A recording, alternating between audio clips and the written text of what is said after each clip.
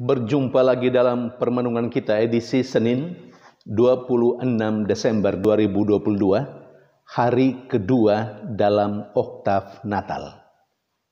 Hari ini pesta Santo Stefanus, martir pertama gereja. Bacaan-bacaan liturgi hari ini, bacaan yang pertama dari Kisah Para Rasul, bab 6 ayat 8 sampai 10, dan bab 7 ayat 54 sampai 59, dan bacaan Injil dari Injil Matius bab 10 ayat 17 sampai 22.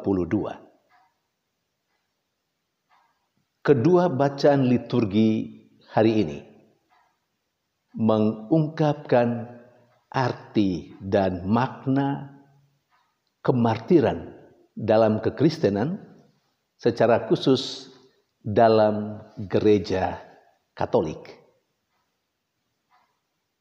Yesus dalam bacaan Injil hari ini berpesan kepada murid-muridnya yang akan ia utus untuk mewartakan kabar gembiranya, mewartakan Injilnya. Yesus mengingatkan mereka bahwa mereka akan menghadapi tantangan dan kesulitan. Yesus ingatkan mereka bahwa mereka akan diserahkan kepada majelis agama. Mereka bahkan akan disesah dalam rumah ibadatnya. Yesus juga menegaskan dan mengingatkan kepada mereka, karena namanya, karena iman mereka akan Yesus, mereka akan sangat dibenci.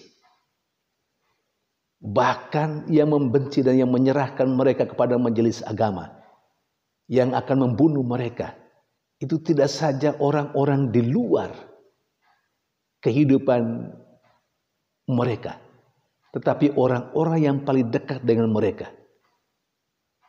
Seorang ayah bisa menyerahkan anaknya untuk dibunuh. Dan sebaliknya, anak-anak bisa membunuh orang tuanya karena iman akan Yesus.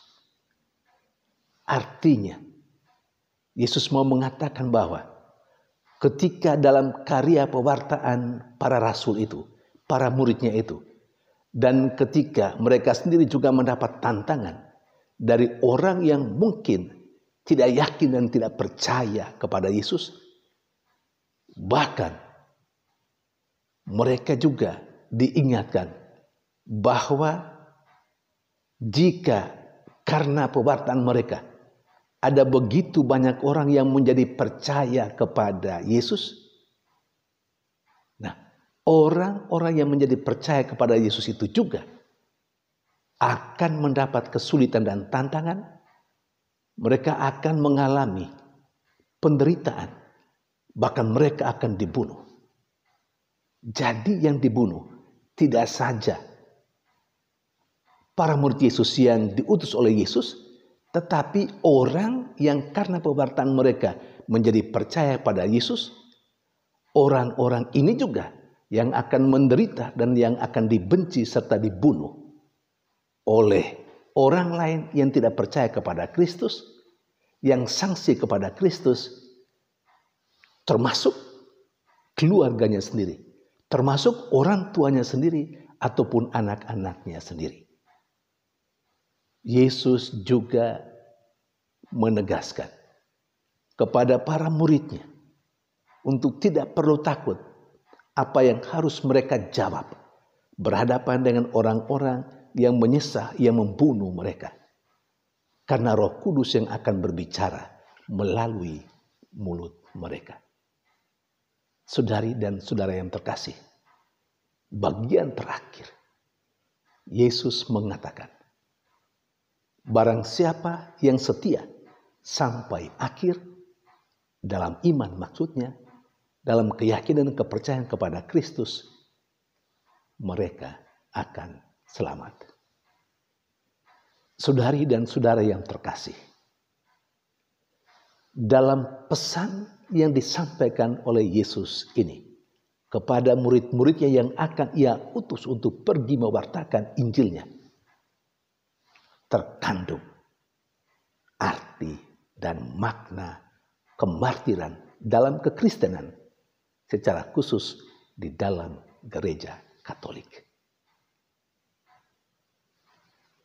Seorang martir adalah seorang yang akhirnya mati, akhirnya dibunuh karena dia atau mereka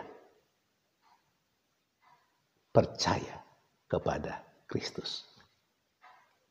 Seorang martir atau komunitas yang percaya kepada Kristus akan menjadi martir. Dan itu terjadi karena mereka mempertahankan imannya. Mereka mati karena iman yang mereka anut. Jadi dalam hal ini, kemartiran dalam kekristenan, kemartiran dalam gereja Katolik adalah mereka yang pasif mempertahankan dan membela imannya tanpa menyerang yang lain yang akan membunuh mereka. Jadi tidak ada istilah membela iman dan karena itu mereka dibunuh. Membela dalam arti yang aktif, menyerang orang lalu mereka pada akhirnya kalah atau terbunuh. Tidak sama sekali. Kemartiran dalam kekristenan, dalam gereja Katolik berarti orang yang percaya pada Yesus tidak mau menggantikan dan menggadaikan imannya dengan keyakinan yang lain, sekalipun dipaksa, bahkan sekalipun mereka sendiri akhirnya dibunuh. Itu kemartiran, sekali lagi, di dalam kekristenan dan dalam gereja Katolik. Saudari dan saudara yang terkasih, apakah ada pengikut Yesus secara khusus dalam gereja Katolik yang sungguh menghayati arti dan makna kemartiran seperti itu? Jawabannya jelas. Terlalu banyak orang-orang Katolik yang telah menjadi martir. Secara khusus pada hari ini, salah satu contoh dari kemartiran dalam kekristenan, terutama dalam gereja Katolik, bahkan dia adalah martir pertama gereja, yakni Santo Stefanus. Bacaan pertama berbicara tentang bagaimana Stefanus itu mengalami penderitaan dan akhirnya dia dibunuh karena imannya akan Yesus. Pada akhirnya Stefanus, pada saat dia disesah, dia mengalami penderitaan, saat-saat akhir hidupnya di dunia, dia melihat langit terbuka dan anak manusia, Yesus, duduk di sebelah kanan Allah Bapa. Dan pada akhirnya Santo Stefanus berseru, Tuhan, ke dalam tangan-Mu kuserahkan rohku. Saudari dan saudara yang terkasih, ini contoh paling konkret martir pertama dalam gereja Katolik. Dia mati karena imannya. Masih ada begitu banyak para martir dalam gereja, terutama dalam gereja Katolik, yang mati dengan cara yang berbeda, tapi mereka mati karena iman mereka. Tidak karena mereka menyerang orang lain yang menyerangnya, lalu kemudian mereka kalah dan terbunuh. Bukan. Tetapi karena mereka adalah objek kebencian dan aksi pembunuhan dari orang yang tidak suka dengan imannya. Itulah martir. Dan salah satu contoh, Santo Stefanus yang pestanya gereja rayakan hari ini. Itu diceritakan dengan sangat bagus dalam bacaan pertama hari ini. Saudari dan saudara yang terkasih, kita baru saja kemarin merayakan Natal. Kita bersukacita dan kita bergembira.